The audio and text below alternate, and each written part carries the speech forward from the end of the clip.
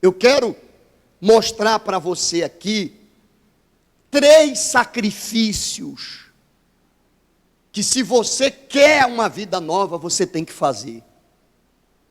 Todos que querem uma vida nova têm que fazer esses 3 sacrifícios para ter uma vida nova, para nascer de Deus, para ser cheio do Espírito Santo, para ser salvo.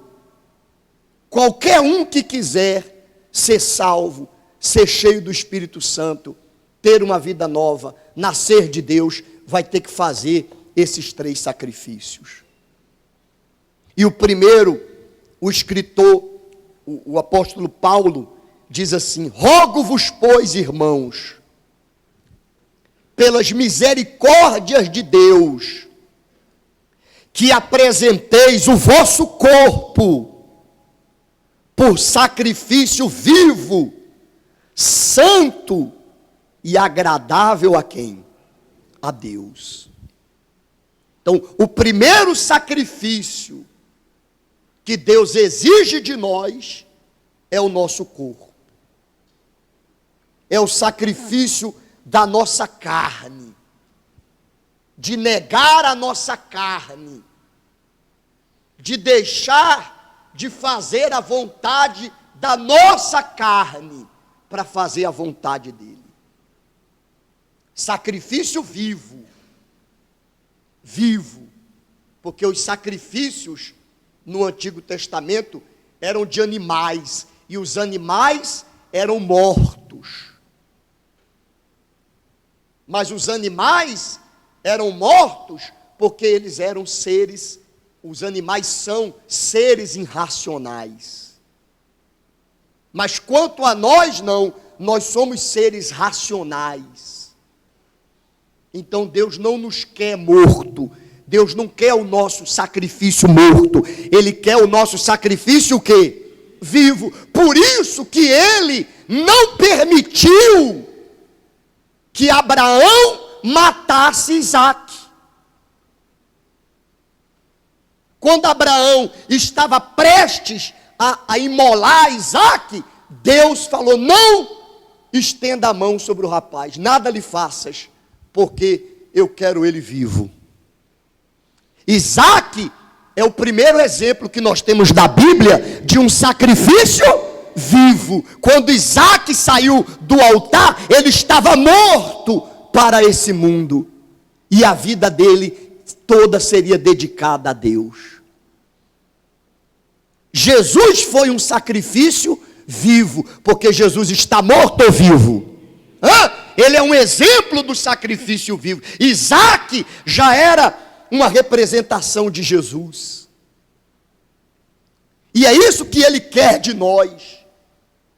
O sacrifício vivo é isso, é você apresentar o seu corpo, oferecer o seu corpo, colocar o seu corpo, que antes estava a serviço do diabo, a serviço do inferno, a serviço do diabo, do pecado, dos demônios, você agora colocar a serviço de quem? De Deus. Por isso que ele diz aí, o próprio apóstolo Paulo, em Colossenses, capítulo 3, versículo 5, ele diz assim, fazei, pois, morrer a vossa natureza terrena. Fazeis, pois, morrer a vossa natureza terrena, prostituição, impureza, paixão lasciva, desejo maligno e avareza, que é idolatria. Por estas coisas é que vem a ira de Deus sobre os filhos da desobediência. Ora, nestas mesmas coisas andastes vós também noutro tempo, quando vivieis nelas. Agora, porém, despojai-vos igualmente de tudo isto: ira, indignação, maldade, maledicência, linguagem obscena do vosso falar. Não mintais uns aos outros, uma vez que vos despistes do velho homem com os seus efeitos, e vos revestistes do novo homem, que se faz para o pleno conhecimento, segundo a imagem daquele que o criou. Então, a sua carne quer o quê? O que é que a carne quer? A carne quer prostituir, a carne quer adulterar, a carne quer xingar, a carne quer odiar, a carne quer agredir, a carne quer bater, a carne quer fazer e acontecer. Mas como você quer que o seu corpo seja o templo do Espírito Santo, então o que é que você faz? Você nega a sua carne. É o que o apóstolo Paulo está dizendo aqui. Você nega a sua natureza terrena. Você sacrifica a sua carne. Porque o seu corpo agora deve ser o templo do Espírito Santo. Outrora, como ele disse, o nosso corpo foi templo do diabo. Nós vivíamos na mentira, nós vivíamos se prostituindo, adulterando, roubando, falando palavrão, falando palavras de baixo calão. Nós vivíamos no engano, nós vivíamos nas noitadas, nas baladas, nas bebedeiras, nas drogas. Mas agora não. Agora o nosso corpo tem que ser o templo do Espírito Santo. Então, eu não vou pegar um cigarro, eu não vou fumar, porque o meu corpo é o quê? É o templo do Espírito Santo. Eu não vou destruir o templo de Deus. Eu não vou beber, eu não vou me embriagar, porque o meu corpo é templo de quem? Do Espírito Santo. Eu vou cuidar da minha saúde, porque o meu corpo tem que ser o que agora? Templo do Espírito Santo. Eu não vou se prostituir, eu não vou adulterar, porque o meu corpo é templo do Espírito Santo. Eu não vou fazê-lo membro de uma meretriz. Mas isso exige sacrifício, negar a si mesmo. Negar-se a si mesmo, tomar a sua cruz e seguir o exemplo de Jesus. Negar a sua natureza, a sua carne. Esse é o primeiro sacrifício. Amém? Abandonar as coisas erradas. Deixar de fazer o que você fazia com o seu corpo, que desagradava a Deus, e fazer agora o que agrada a Deus. Mas é impossível você fazer esse sacrifício primeiro, se você não fizer o segundo, que ele diz aí, no versículo 2 de Romanos 12. E não vos conformeis com este século, mas transformai-vos pela renovação da vossa mente, para que experimenteis qual seja a boa, agradável e perfeita vontade de Deus. Não tem como sacrificar a minha carne, o meu corpo, se eu não sacrificar a minha mente. O sacrifício da mente, você sacrificar a sua mente. O mundo, ele quer controlar a nossa mente e nos fazer pessoas conformadas. Jesus, ele quer transformar a nossa mente. Esse transformar aqui é o mesmo que transfigurar. É a mesma coisa que aconteceu com Jesus no Monte da Transfiguração. Esse transformar aqui representa uma metamorfose completa e total da sua maneira de pensar. O mundo quer dominar a nossa mente, e para isso usa de influências externas, a mídia, a imprensa escrita, falada, televisada, as novelas, os filmes, as séries de TV, as tendências, a moda, tudo isso o mundo usa para dominar a nossa mente, controlar a nossa mente.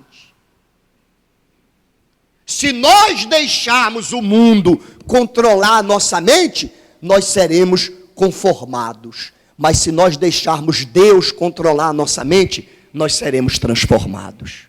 Amém? Como que você faz isso? Como que você deixa Deus controlar a sua mente? Quando você dedica-se à meditação na palavra de Deus. Quando você se dedica a meditar na palavra de Deus, você vai ter a mente de Cristo. Qual é a mente de Cristo? Aonde está a mente de Cristo? Está aqui. A palavra de Cristo é a mente de Cristo. Se eu quero ter a mente de Deus, aonde está a mente de Deus? Na palavra de Deus. Nas coisas espirituais. Eu não vou ter a mente de Cristo, eu não vou ter a mente de Deus, se todo o meu tempo é tomado pelas coisas desse mundo. As pessoas costumam dizer que o tempo está passando o quê? Muito rápido. As pessoas vivem dizendo, poxa, como o tempo agora está passando rápido, rapidinho o dia acaba, a semana está passando num piscar de olhos, olha, já está chegando o final do ano de novo, daqui a pouco é meado já do outro ano. Não é que o tempo está passando rápido, o tempo está passando na mesma velocidade de sempre, é que tem muita coisa hoje para passar o tempo. Antes não tinha muita coisa para passar o tempo, então o tempo demorava de quê? De passar. Você quer ver como o tempo está passando normal? Fica um dia todinho com a televisão desligada na sua casa. Fica um dia inteirinho sem entrar na internet. Desliga seu celular um dia inteirinho. Fica sem o celular, sem televisão, sem internet, sem ler jornal. O dia inteiro. Você vai ver como o dia vai render. Você vai ver. A senhora que costuma fazer faxina em casa, você está lá fazendo os seus afazeres, mas está lá a televisão ligada, o rádio ligado, e você de vez em quando para e dá uma olhada no WhatsApp, meu Facebook, meu Instagram, deixa eu botar aqui uma mensagem, tal. Mas está passando um negócio legal, aquela receita ali, olha, olha rapaz, o fulano de tal agora, vai passar agora aquela série que fala de moda, e aí, quando você vai ver, meu amigo, deu meio-dia, o almoço não está pronto. Deu 18 horas, a casa não está o quê? Não está arrumada. E você diz, meu Deus, como o tempo está passando rápido. Desliga a televisão, a internet e o celular. 11 horas o almoço vai estar pronto, 4 da tarde a casa livre, você vai dar tirar um cochilo ainda. Verdade ou mentira?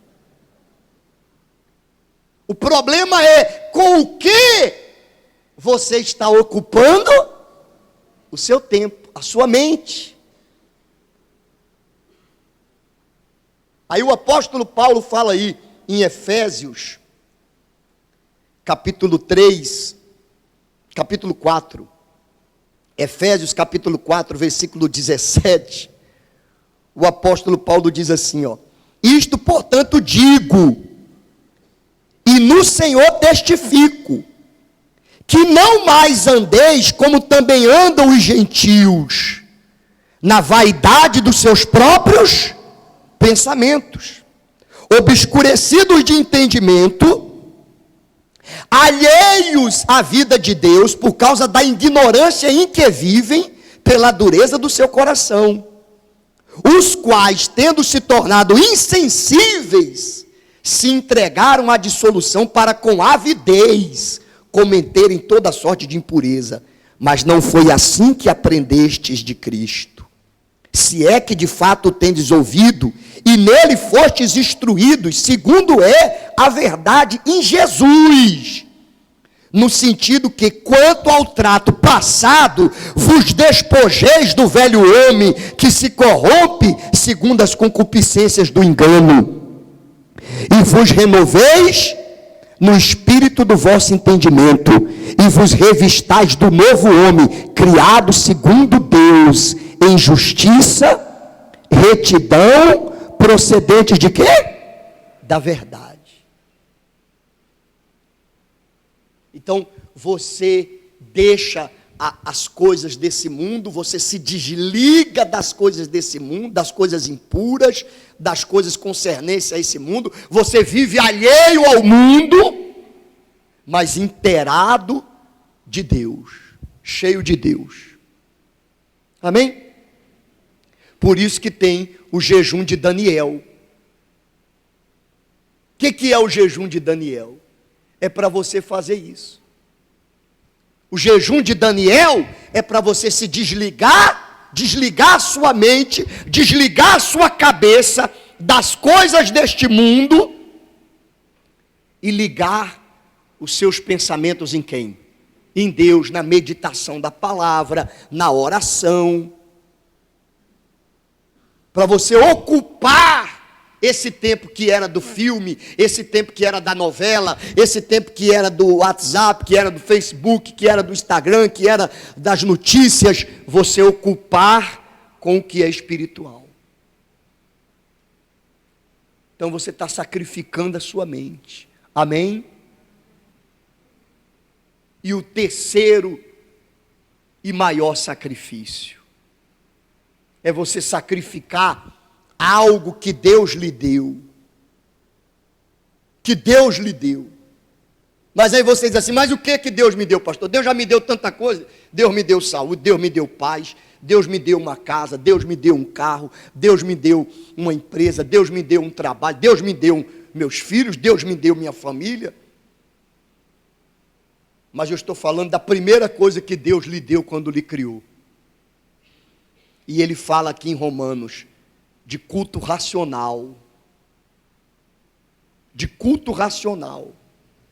É você sacrificar o seu livre arbítrio.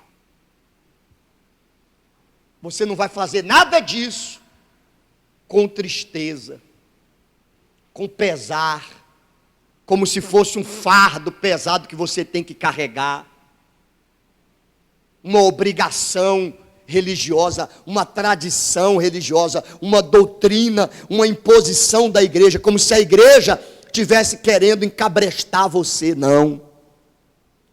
Você vai fazer tudo isso de livre e espontânea vontade, porque você quer agradar a Deus. Você quer ser o templo do Espírito Santo. Você quer ter uma nova vida. Então você é livre para fazer o que você quiser. Deus lhe deu o livre-arbítrio. Quem obrigou você a vir aqui hoje no culto? Quem lhe obrigou a vir aqui? E se você não tivesse vindo hoje, quem iria lhe cobrar? Quem iria lhe repreender porque você não veio? Quem iria lhe censurar? Não, você é livre, você escolheu estar aqui. Você falou assim, você pesou, você pensou, você ponderou, falou assim, não, eu preciso ir à casa do meu Senhor, ouvir a palavra dele, buscar o Espírito dele, me fortalecer espiritualmente. É isso aí, livre-arbítrio é isso aí. Você é livre. Você é livre para fazer o que quiser com o seu corpo.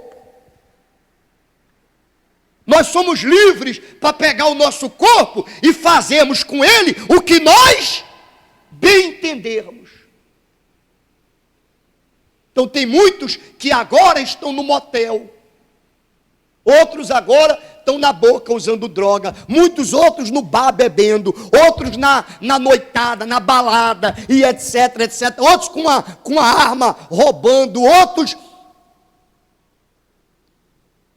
E você está aqui, nós estamos aqui. Amém? Sacrificando o nosso corpo.